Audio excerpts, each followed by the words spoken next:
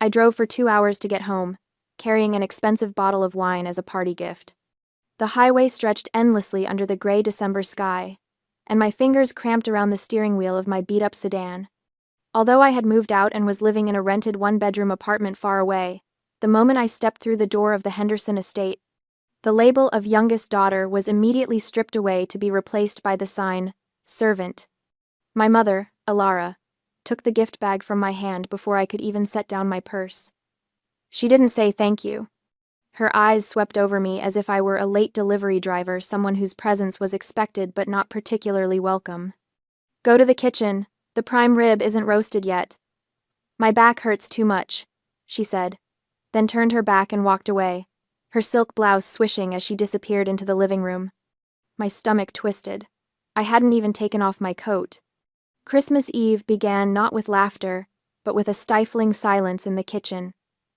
The enormous slab of prime rib sat on the counter, still partially wrapped in butcher paper. I tied on the apron that hung on its familiar hook, the same one I'd worn since I was 16, and got to work. Season the meat, preheat the oven to 450 degrees, sear it, lower the temperature. Check the thermometer.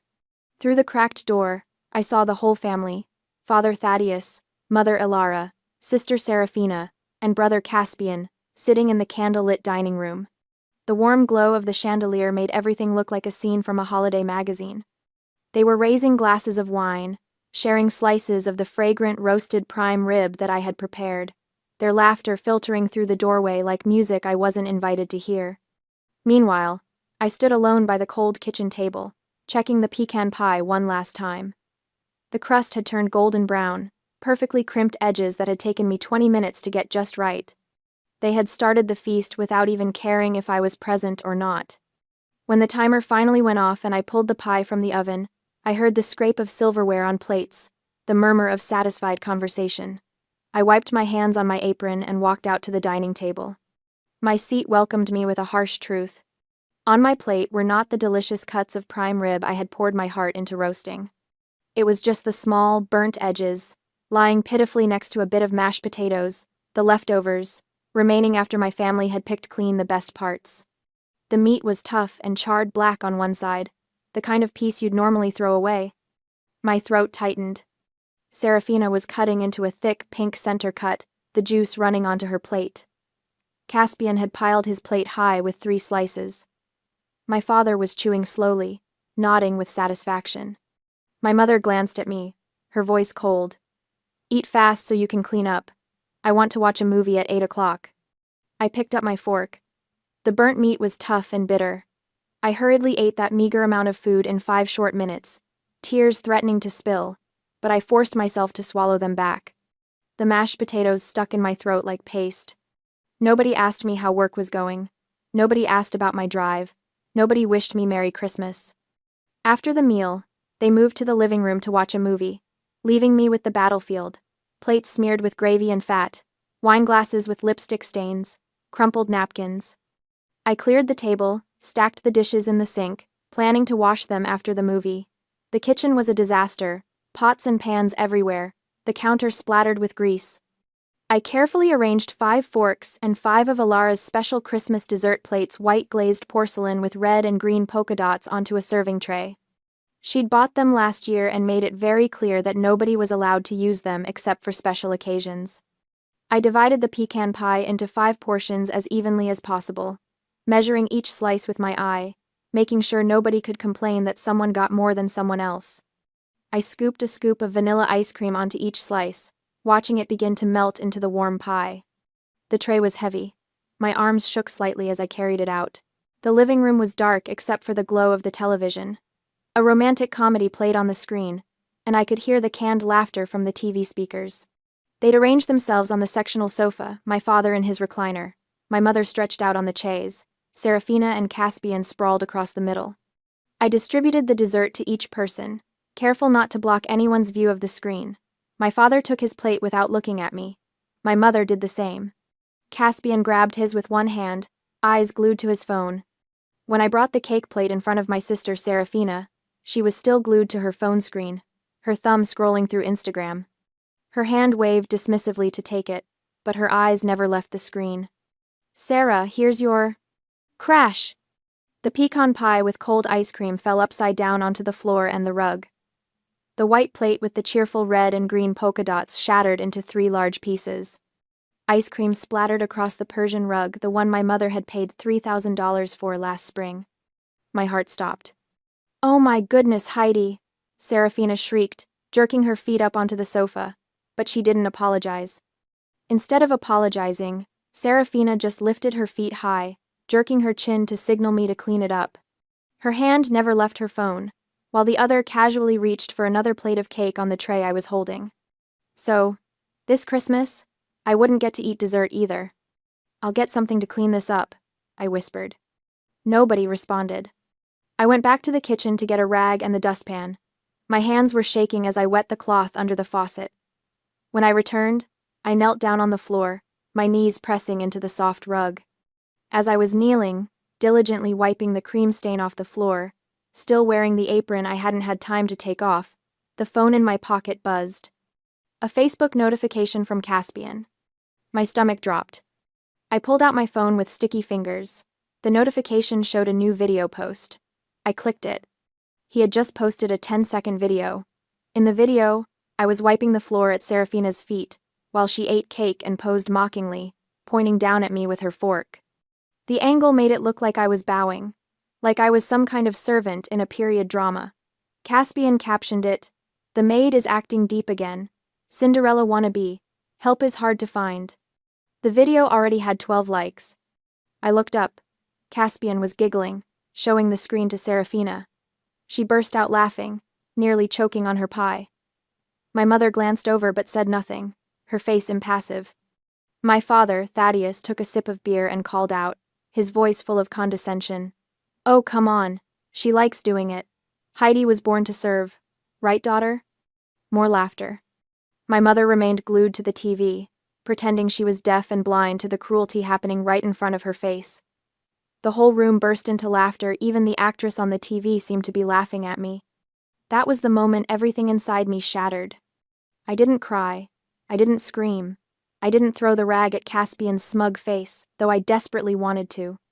Instead, I placed the dirty rag decisively onto Caspian's expensive porcelain plate that was lying flat on the rug, the one he'd set down to film me. The rag landed with a wet plop, cream and pie filling smearing across the pristine white surface. Then I walked straight upstairs. "You have to finish cleaning. You can't leave the plate on the floor like that," Serafina screamed from behind, her voice shrill with indignation. I didn't turn around. I kept walking, my footsteps heavy on the stairs. I walked past the turn of the stairs, vaguely hearing Caspian comforting her. "It's okay. She'll clean it up right away. No need to get angry like that." But I wasn't going to clean it up. Not tonight. Not ever again. I didn't go to my room to sleep. I didn't even pause at the top of the stairs. I walked straight to the guest room where I'd left my overnight bag, the bag I'd packed thinking I'd stay the night, maybe even through Christmas Day. How naive I'd been, just hours ago. I grabbed the handbag I hadn't even opened since stepping through the door and went straight out the back exit, the one that led through the mudroom. My coat was still downstairs, but I didn't care. The December air bit through my thin sweater as I crossed the driveway. I started my beat-up old car, a 2008 Honda Civic with a dent in the passenger door, and drove straight to Aunt Rowena's house, which was an hour away. My hands were shaking on the wheel, but not from the cold. From rage, from humiliation, from the sudden, crystalline clarity of what my life had become. The highway was dark and empty. Christmas lights twinkled in the windows of houses I passed. Normal families. Happy families. Families where the youngest daughter wasn't the help. By the time I pulled into Aunt Rowena's driveway, it was nearly 10 o'clock. The porch light was on, and I could see the warm glow of their Christmas tree through the front window. Uncle Silas opened the door before I could even knock. He must have seen my headlights. Seeing my state and the bag in my hand, he didn't ask long-winded questions, but simply said the warmest sentence I had ever heard. "Come in. We have eggnog." I burst into tears right there on the doorstep. Aunt Rowena appeared behind him, her face creased with concern. She pulled me into a hug that smelled like cinnamon and pine, and I sobbed into her shoulder while Uncle Silas quietly took my bag. They didn't press me for details. They sat me down on their couch, wrapped me in a fleece blanket, and put a mug of spiked eggnog in my hands. The Christmas tree lights blurred into soft reds and greens and golds through my tears. "When you're ready," Aunt Rowena said softly, squeezing my hand. I told them everything. The burnt meat, the dropped pie, the video, my father's words, the laughter. Uncle Silas's jaw tightened. Aunt Rowena's eyes filled with tears. "I knew Alara was cold," she said quietly, "but I didn't realize it had gotten this bad." "She's always been this way," I whispered. I just kept thinking that if I tried harder, if I was more helpful, maybe she'd—" My voice broke. "Maybe she'd love me." "Oh, sweetheart." Aunt Rowena pulled me close again. "This isn't about you. This has never been about you." That night, in the small, peaceful guest room at my aunt's house, I couldn't sleep. I lay in the dark, staring at the ceiling, replaying every humiliation. Every time I'd been treated like I didn't matter. Every time I'd swallowed my pride and my hurt, because I thought that's what family meant. Finally, at 2 a.m, I opened my laptop. It was time to face reality. The Henderson family believed they had me under their thumb thanks to a joint account opened when I was 16. My mother had insisted on it, for emergencies, she'd said, "so we can help you if you need it." But the help had only ever flowed one direction. I'd been depositing my paychecks there for years, dutifully transferring money for the utility bills, the groceries, the random expenses my mother claimed she couldn't cover. But they were wrong if they thought that was all I had. I was no longer that naive little girl who believed everything her mother told her. 3 years ago, I had secretly opened a high-yield savings account at a completely different bank, kept strictly confidential. Every bonus I'd earned, every overtime payment, every tax refund, it all went there. Money my family knew nothing about. The screen displayed the number, $28,400 in the secret account. I stared at that number for a long time. $28,400. It had taken me 3 years of scrimping and saving, of saying no to dinners out with coworkers, of driving my beat-up car instead of buying something newer. Every dollar represented a choice, a sacrifice, a future I was building for myself.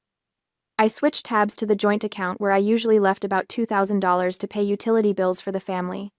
Current balance, $0. I had just executed the transaction to withdraw every cent of my contribution.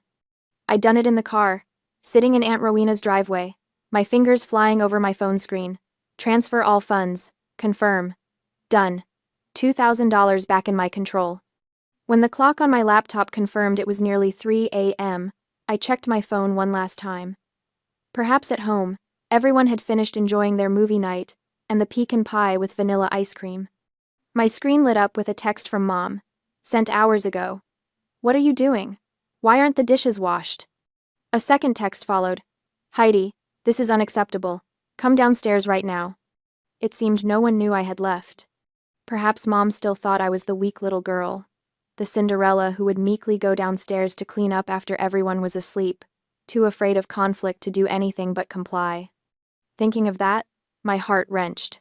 Had I really lived a life of endurance like that? The answer was obvious. Yes, for years. But tonight, in Aunt Rowena's room, wrapped in a borrowed nightgown and sitting in the glow of my laptop screen, I knew Cinderella was dead. There was only Heidi, the person holding the reins of her own finances, the person who'd had enough. I turned off my phone and went to sleep.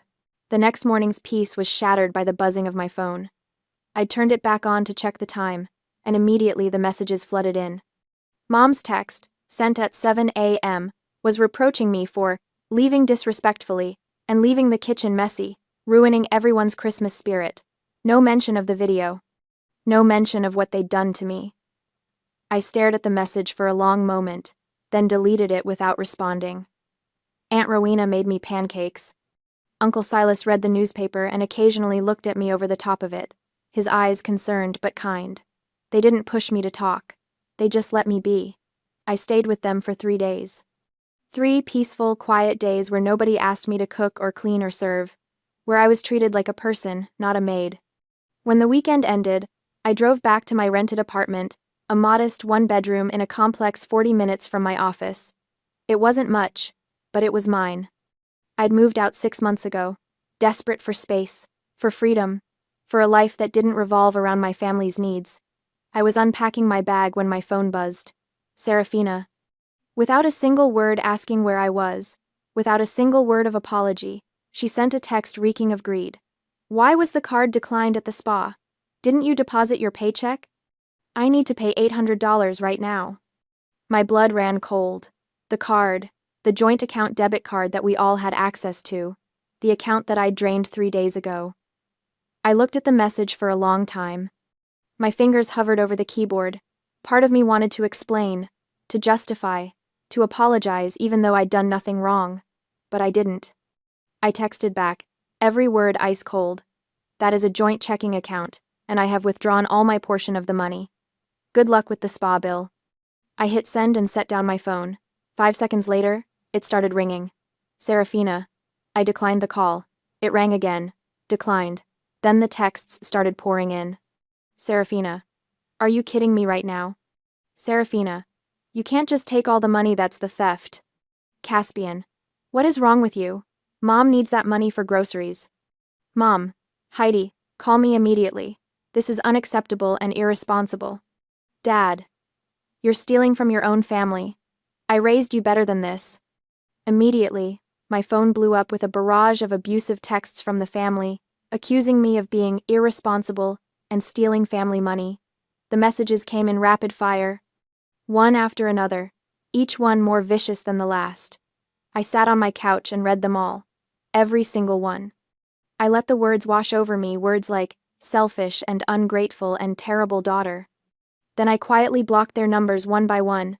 Serafina, blocked. Caspian, blocked. Dad, blocked. Mom. I hesitated over that one. My finger hovered over her name. Then I pressed block. The silence was deafening.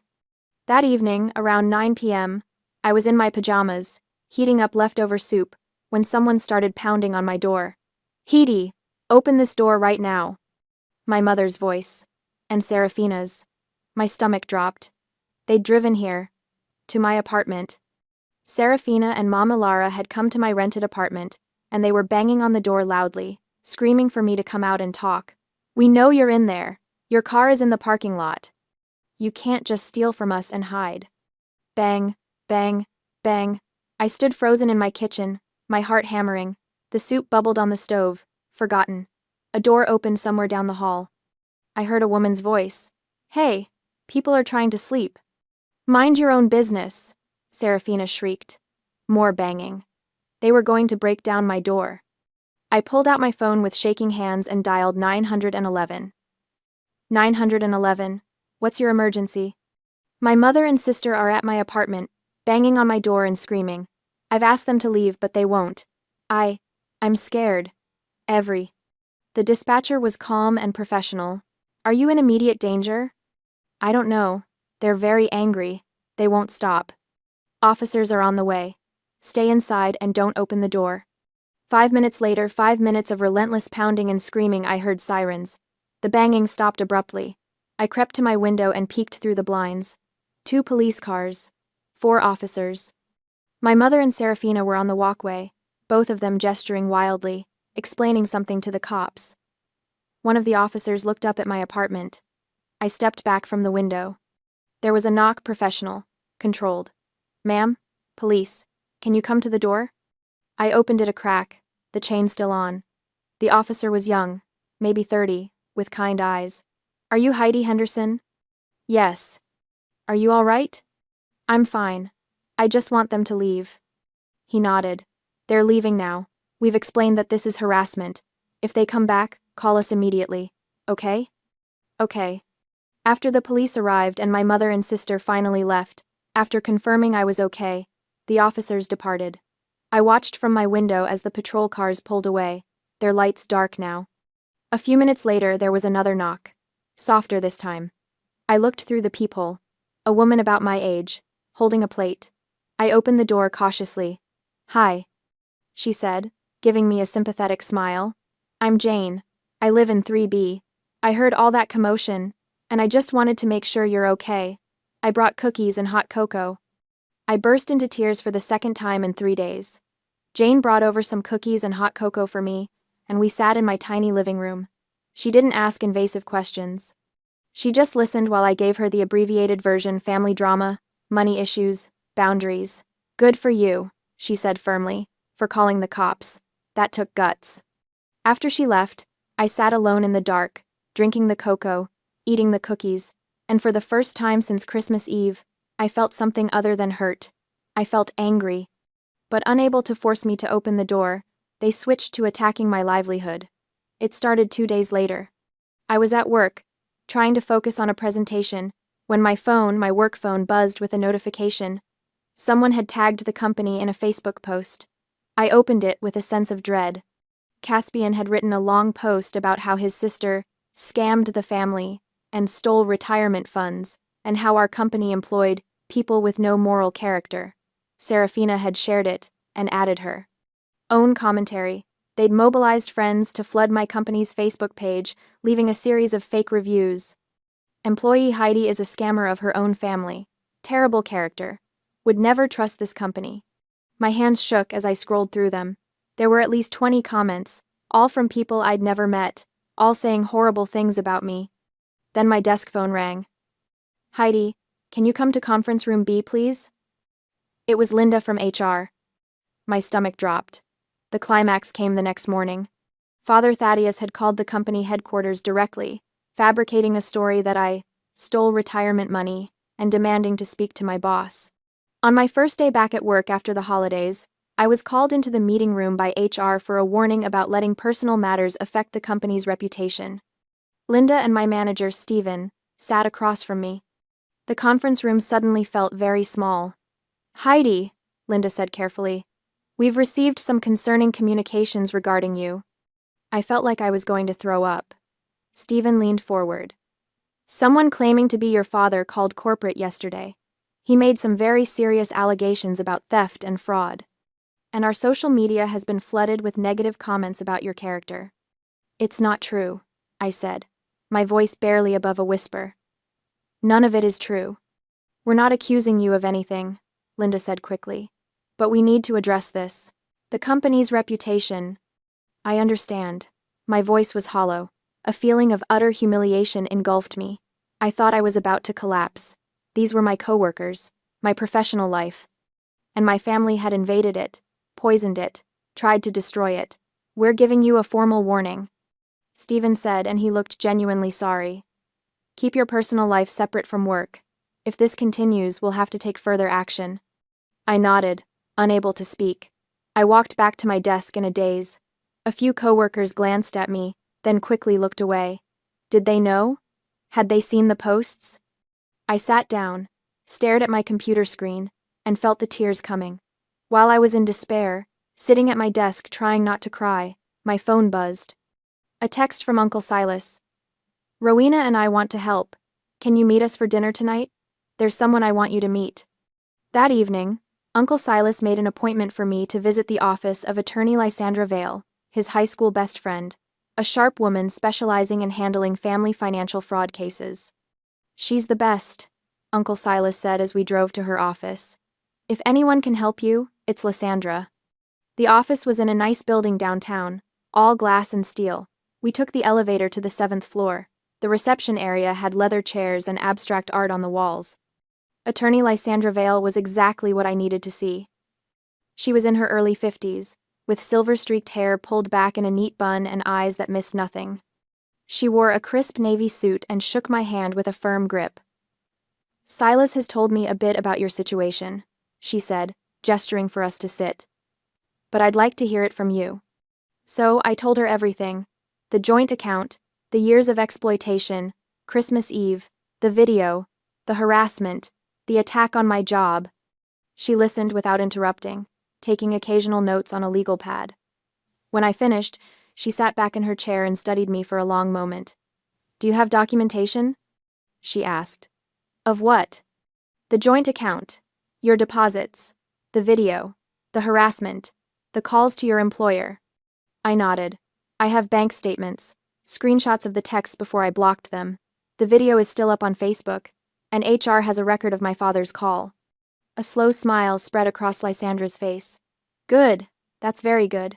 After hearing the story and reviewing the evidence, I'd brought printed bank statements, screenshots on my phone, a link to Caspian's video. Attorney Lysandra was convinced we would win.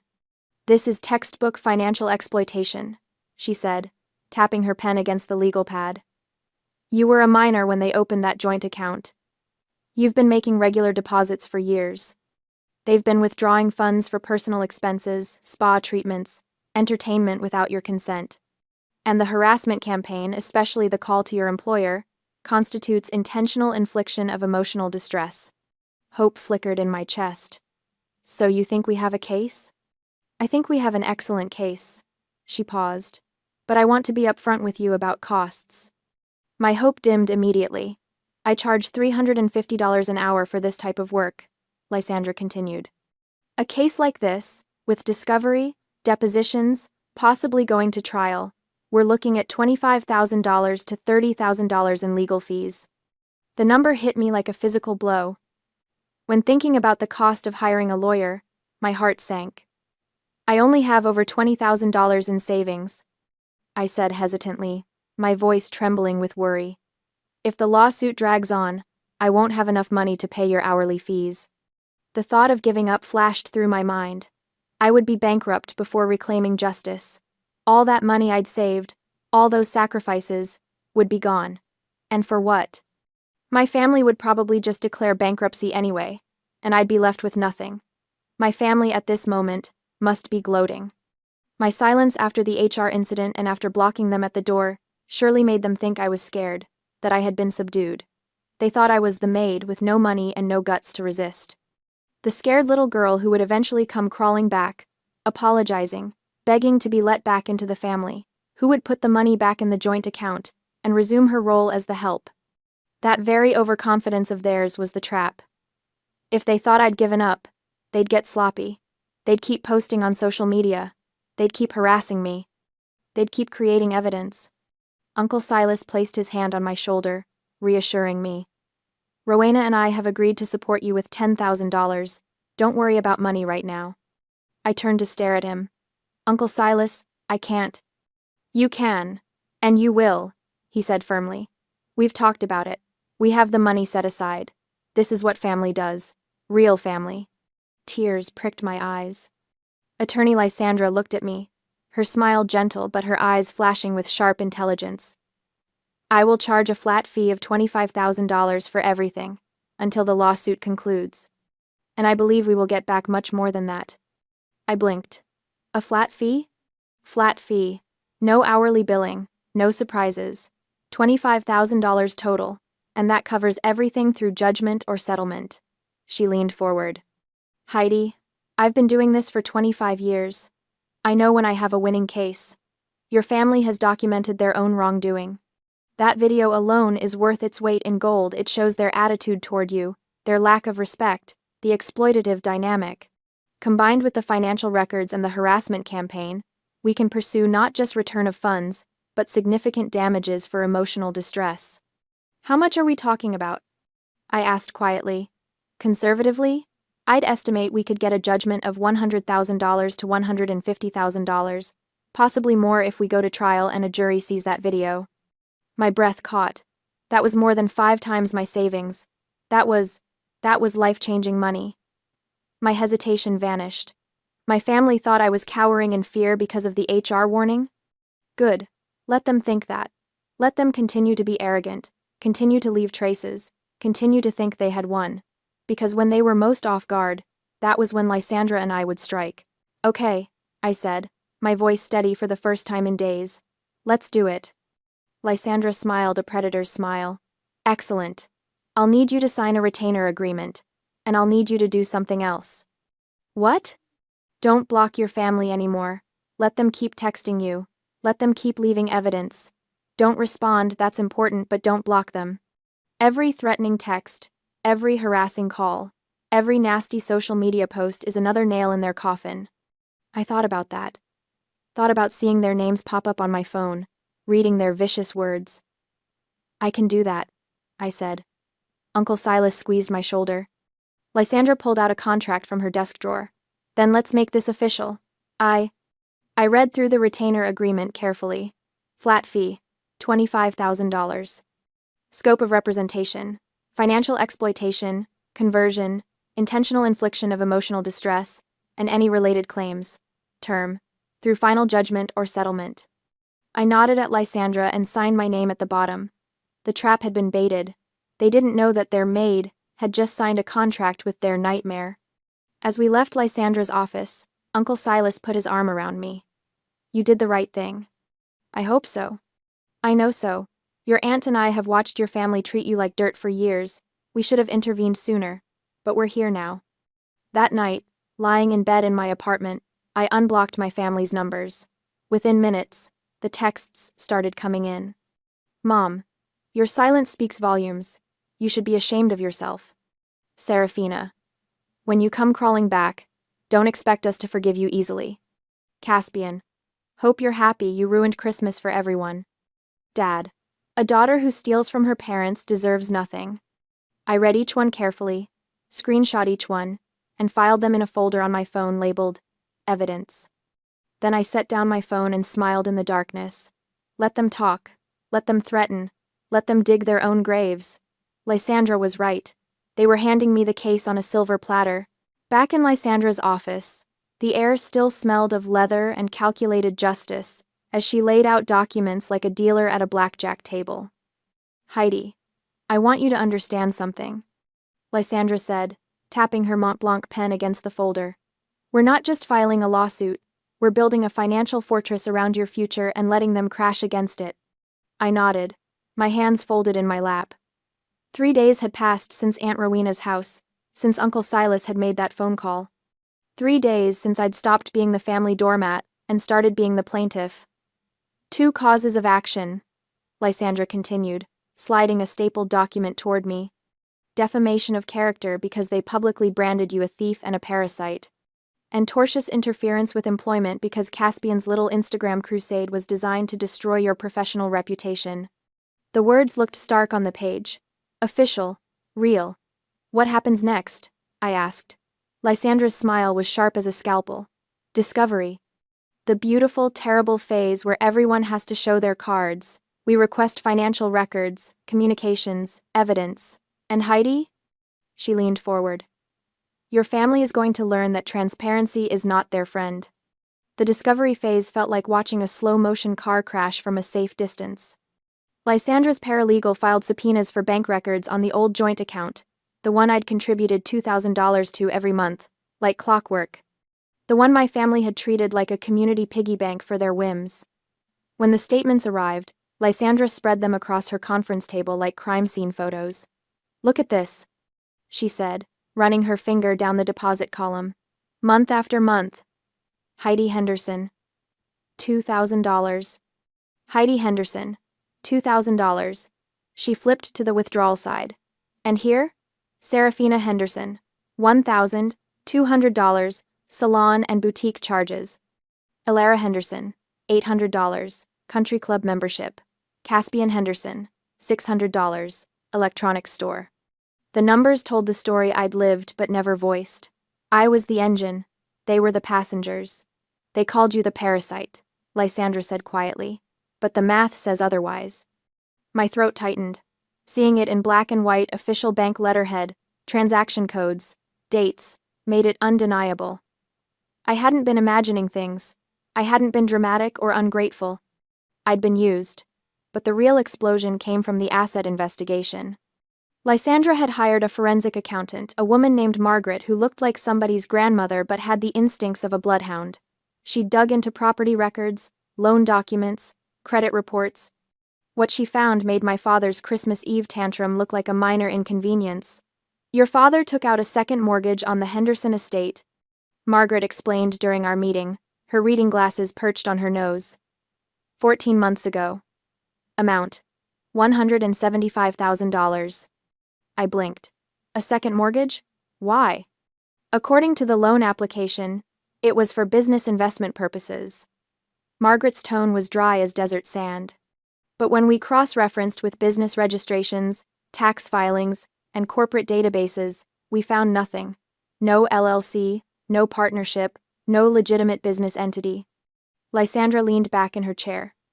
Translation: your father gambled on some scheme probably sold to him by a smooth-talking con artist and lost everything. Does my mother know? I asked. Margaret shook her head. The mortgage documents only required one signature because your father's name was primary on the title. He didn't need her permission. The house they'd been so proud of, the one they'd lorded over me like proof of their superiority, was drowning in debt. The marble countertops, the chandelier in the foyer, the manicured lawn, all of it was leveraged to the hilt. "They're underwater," Lysandra said, "and they don't even know it yet." 4 months after Christmas Eve, I walked into the county courthouse wearing a navy blazer and my most professional heels. The building was all cream-colored stone and echoing hallways, the kind of place where whispers carried and judgment was literal. My family didn't have money for fancy attorneys. The discovery phase had bled them dry, responding to subpoenas, scrambling to justify their spending, trying to explain away Caspian's social media posts. They'd consulted a few lawyers, but retainer fees started at $15,000, and their accounts were already scraped thin. So they represented themselves. I spotted them across the courtroom gallery. Thaddeus in a wrinkled suit that had fit him better 20 pounds ago, Alara clutching a knockoff leather portfolio, Serafina chewing gum with her arms crossed, Caspian scrolling on his phone until the bailiff told him to put it away. They looked diminished, smaller somehow. Lysandra sat beside me at the plaintiff's table, her posture relaxed but her eyes alert. She'd prepared me for this. Coached me through testimony, reviewed exhibits, explained courtroom procedure. But nothing fully prepared me for the moment the judge entered and everyone stood. All rise. The Honorable Judge Patricia Moreno presiding. Judge Moreno was a woman in her late 50s with steel gray hair and an expression that suggested she'd heard every excuse in the book and believed none of them. She settled into her chair and surveyed the room. Case number 2, 4CV 8831, Henderson versus Henderson, Henderson, and Henderson. Counsel, are we ready to proceed? Lysandra stood. "Ready for the plaintiff, Your Honor." My father lurched to his feet. "Ready for the defense, Your Honor." It began. Lysandra was surgical. She presented the bank statements first, walking the judge through my contributions versus their withdrawals. Then came the social media posts, screenshots of Caspian's Instagram stories calling me a greedy traitor and a family deserter, complete with laughing emojis and tags to my employer's official account. Tortious interference requires proof that the defendant intentionally disrupted the plaintiff's employment relationship, Lysandra explained. Mr. Caspian Henderson tagged Heidi's employer. He used her full name. He made allegations designed to damage her professional standing. That's textbook interference. Then came the defamation evidence. Text messages from Serafina calling me a lying thief in a group chat with extended family. A voicemail from Alara telling me I was ungrateful and disturbed. An email from Thaddeus to his brother, my Uncle Silas, claiming I'd stolen family funds and abandoned my responsibilities. Every word, preserved. Every insult, documented. When it was my father's turn to respond, he stood and immediately began to unravel. "Your Honor, this is ridiculous," Thaddeus said, his voice rising. "My daughter is making a mountain out of a molehill. We're a family. Families have disagreements. That doesn't mean—" "Mr. Henderson," Judge Moreno interrupted, "please address the specific allegations. Did you or did you not send this email?" She gestured to the exhibit on the screen, his message to Uncle Silas, dated December 26th. Thaddeus's face flushed. "I was upset. She left us on Christmas Eve. She embarrassed us in front of—" "Did you send the email, sir?" "Yes, but—" "And did you know the allegations in that email were false at the time you sent it?" His jaw worked. "I believed she'd taken money from the joint account without permission. An account she contributed $2,000 to monthly, while your family withdrew funds freely," Lysandra interjected smoothly. "An account she had every legal right to access." Thaddeus's composure cracked. "She was living under our roof, eating our food, using our utilities. That money was her contribution to the household." "Was there a written agreement stipulating that?" Judge Moreno asked. Silence. "Was your daughter ever prevented from accessing those funds before December 24th? More silence. "Mr. Henderson, I suggest you stick to facts rather than feelings." But Thaddeus couldn't. The narcissism that had ruled our household for decades, the absolute certainty that he was right, that he was owed, that his children existed to serve him, came roaring to the surface. "This is absurd," he shouted. "She's my daughter. I raised her. I fed her. And this is how she repays me? By dragging us to court like common criminals? Mr. Henderson. She's vindictive. She's always been difficult. Ever since she was a child, she's had this attitude, this entitlement. Mr. Henderson, you need to... I don't need to do anything. His voice echoed off the courtroom walls. I'm the victim here. She abandoned her family. She's the selfish one. The bailiff took a step forward. Judge Moreno's gavel came down hard. Mr. Henderson, you will control yourself, or you will be held in contempt. Do you understand? Thaddeus was breathing hard, his face a mottled red. Elara grabbed his arm, whispering frantically, but he shook her off. And that's when Lysandra played the ace. Your Honor, if I may, she said calmly, I'd like to introduce Exhibit F into evidence. She nodded to her paralegal, who queued up a video on the courtroom screen. It was 10 seconds long, filmed on an iPhone, vertical format, slightly shaky. The perspective was from above, looking down at a cream-colored tile floor. And there I was, on my hands and knees, scrubbing. Caspian's voice came through the speakers, amused and casual. Look at Cinderella. Guess she forgot the ball was cancelled. Laughter from off-screen Serafina, probably. Then the video ended. The courtroom was silent. This video was posted to Mr. Caspian Henderson's Instagram story on Christmas Eve, Lysandra said quietly. It was viewed by approximately 200 of his followers before being deleted.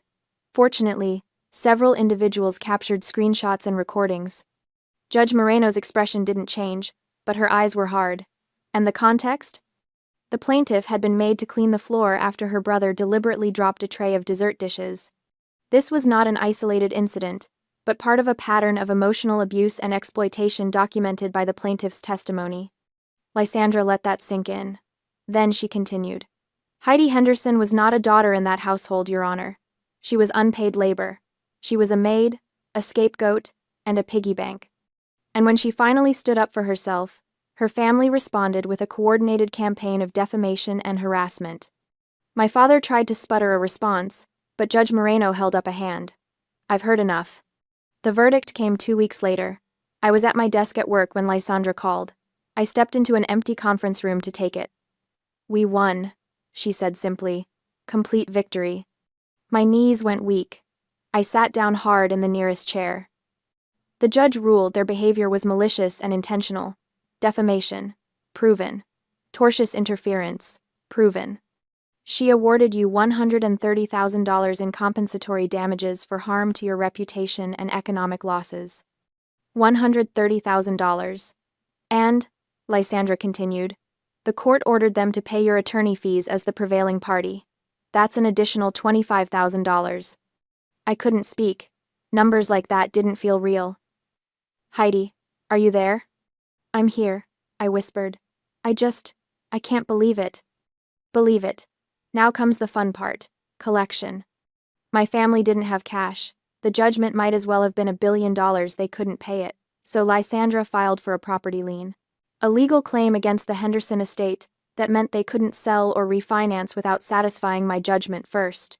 But the universe, it seemed, had a sense of timing.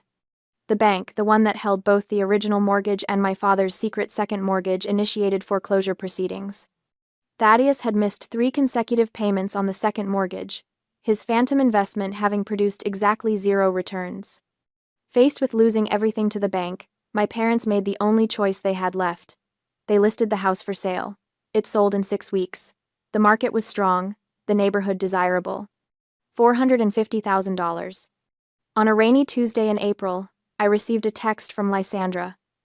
Title company closing is today at 2 p.m. Wiring instructions already submitted. You don't need to be there. I didn't want to be there, but part of me, the part that had scrubbed floors and swallowed insults and pretended to be grateful for burnt scraps, needed to know it was real. So I drove to the First American Title Company office and sat in my car across the street, watching through the rain-streaked windshield as my parents arrived. Thaddeus walked like a man going to his execution. Elara clutched his arm. Lysandra told me later what happened in that title company office. She'd gotten the details from the escrow officer, a woman named Brenda who apparently had no patience for financial nonsense. Brenda had pushed the settlement statement across the table to my father. The document was dense with numbers, legal descriptions, prorated taxes. Here is the house sale amount, Brenda had said, her tone professional but cool. $450,000. Thaddeus's eyes had lit up. Even drowning in debt, he saw that number and calculated his escape. But Brenda's pen moved down the page, tapping each deduction line. Minus your original mortgage payoff, $200,000. Tap. Minus broker fees and commissions, $27,000. Tap. Minus transfer taxes and recording fees, $8,000. Thaddeus had nodded, doing the math in his head. Still over $200,000 left. Enough to start over, maybe buy a condo, rebuild. Brenda flipped to the next page. Additionally, there is a court-ordered lien filed by Heidi Henderson. We are legally required to wire transfer $130,000 directly to her account to satisfy the judgment. The color had drained from my father's face. And, Brenda continued, unmoved, the prevailing party attorney fees in the amount of $25,000.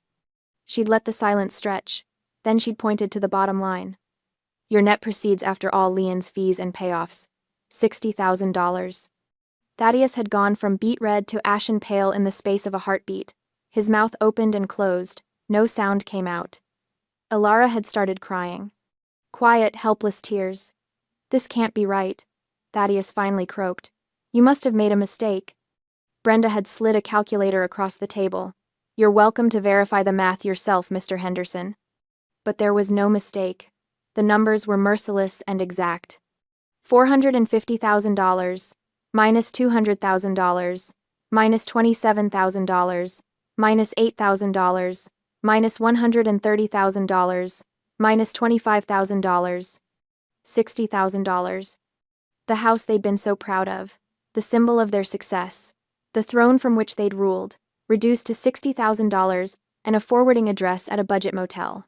I was in the middle of a budget meeting when my phone buzzed in my pocket. I ignored it. Professional Heidi, the one who showed up on time and delivered clean reports, didn't check personal notifications during work hours. But when the meeting ended and I returned to my desk, I opened my banking app. The notification was simple, stark, beautiful. Wire transfer received, plus $155,000. Sender, First American Title Company. I stared at it for a full minute, watching the number just sit there. Permanent, real, mine. Around me, the office hummed with its usual energy, keyboards clicking, phones ringing, someone laughing at the coffee station. Normal sounds, normal day. Except I was holding a phone that displayed the dollar equivalent of my dignity, my boundaries, and 4 months of legal warfare. I didn't cry. I didn't cheer. I just closed the app, took a breath, and went back to work. But that night, alone in my apartment with a mug of chamomile tea, I let myself smile. This wasn't money my parents had given me out of love or obligation. This wasn't an inheritance or a gift. This was restitution. This was justice with a dollar sign attached. They'd tried to break me, and instead, they'd funded my freedom. The next morning, I drove to Aunt Rowena and Uncle Silas's house. The wisteria was blooming along their fence, purple cascades that smelled like spring and second chances. Rowena answered the door in her gardening apron, dirt smudged on her cheek. Heidi, I wasn't expecting you today. Come in, come in. Uncle Silas was in the kitchen, assembling a sandwich with the focused precision of an engineer. He looked up when I entered and gave me one of his quiet smiles. She's got that look, he said to Rowena. The look that means something important happened. I sat at their kitchen table, the same one where I'd cried and confessed, and plotted my escape 4 months ago. But this time, I wasn't running toward them for shelter. I was walking toward them as an equal. I pulled an envelope from my purse and slid it across the table. What's this? Rowena asked, wiping her hands on a dish towel. $10,000, I said simply. The loan you gave me, plus an extra $200 for interest, even though you said you didn't want it. Uncle Silas opened the envelope and saw the cashier's check. His eyebrows rose. Heidi, you didn't have to. Yes, I did. My voice was steady. Certain. You believed in me when I didn't believe in myself. You gave me the tools to fight back. This isn't just repayment, it's gratitude. Rowena's eyes got shiny. She reached across the table and squeezed my hand. "We're proud of you, sweetheart. So proud." "Lysandra said you were the easiest client she'd ever had," Silas added. "Organized, honest, determined. You did the work, Heidi. We just pointed you in the right direction." I stayed for lunch. We didn't talk about the lawsuit or my family's implosion. Instead, we talked about normal things. Rowena's garden plans, Silas's upcoming retirement, my ideas for maybe taking a weekend trip somewhere I'd never been. It felt good, clean. Like a chapter closing and a new one beginning without fanfare or drama. Just life, moving forward. 12 months have passed since the gavel fell and the dust settled. I'm sitting in my studio apartment, my own place, purchased with a mortgage I qualified for, all by myself, holding a mug of hot cocoa. The steam curls up toward the ceiling, and outside my window, the city is dressed in December lights. It's not a mansion. It's 500 square feet with a galley kitchen and a bathroom the size of a closet, but every inch of it is mine. The walls are painted a soft gray I chose. The bookshelf holds my favorites, organized by genre, not shoved into whatever space was left after everyone else claimed the good shelves. The bed is made with flannel sheets I bought on sale, and nobody's going to mess them up or demand I wash theirs first. I don't eat leftovers unless I want to. I don't serve anyone but myself. I don't calculate how much of my paycheck needs to disappear into a joint account for people who see me as an ATM with legs. The settlement money, $155,000, sits in a high-yield savings account, slowly growing interest. I use some of it for the down payment on this place.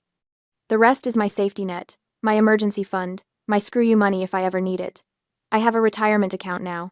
I have a budget that actually works. I have a therapist I see twice a month who's helping me unpack 26 years of being told my needs didn't matter. I'm learning what it feels like to be enough, just as I am. Tomorrow, I'm having lunch with Aunt Rowena. She called last week, her voice warm and conspiratorial. "I'm making glazed ham and pecan pie. You should come over. We'll make it a proper celebration." "Celebration of what?" I'd asked. "Of you, sweetheart. 1 year of freedom. That's worth celebrating." So tomorrow, I'll drive to her house and sit at that kitchen table again. I'll eat food made with love instead of obligation.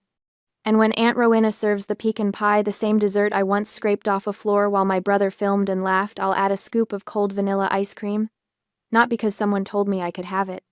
Because I want it, and I'll enjoy every single bite. I don't keep tabs on my family anymore. I blocked their numbers, muted their names on social media, and built a wall between their chaos and my peace. But information has a way of seeping through. I heard from a cousin that Thaddeus is living in a budget motel off the highway, working the night shift as a janitor at a storage facility. Apparently, he tried to reconnect with extended family, posting long, rambling messages on Facebook about how he'd been betrayed and abandoned, but most people just blocked him. Nobody wants to be the next target of his blame spiral. Alara filed for divorce 6 months after the house sale. She's living in a subsidized apartment, collecting what little social welfare she qualifies for. I heard she tried to reach out to me through a mutual acquaintance, wanting to talk and explain, but I declined. Some bridges aren't worth rebuilding. Serafina and Caspian drifted away to different cities. No forwarding addresses, no updates. They cut contact with everyone, including each other.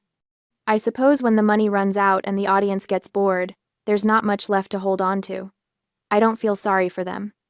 I don't feel vindicated either, not in the chest-thumping, triumphant way. Mostly, I feel free. Free from the weight of their expectations. Free from the script that said I had to endure abuse because we shared DNA. Free from the lie that staying silent was the same as being kind. I set down my mug of cocoa and walked to the window. The city lights blur into soft halos, and somewhere out there, people are living their lives, complicated, messy, beautiful lives. I think about the girl I was a year ago. The one who scrubbed floors and swallowed insults. The one who believed that being useful meant being loved. She's still part of me. But she's not all of me anymore. Now, I'm the woman who fought back, who hired a lawyer and gathered evidence and sat in a courtroom and won, who took the money that was legally, rightfully mine, and built something new. I'm the woman who learned that silence isn't always golden. Sometimes, it's just submission in disguise. And when you finally find your voice, when you use it to testify, to advocate, To defend yourself, that's when the real power comes. They thought I was the help because I stayed quiet. They didn't know I was just saving my voice for the testimony that would end them. I smile at my reflection in the window. Tomorrow, there will be glazed ham and pecan pie. And I will eat it all, with cold vanilla ice cream melting into every perfect bite, because I'm not anyone's maid anymore. I'm just Heidi. And that, finally, is enough.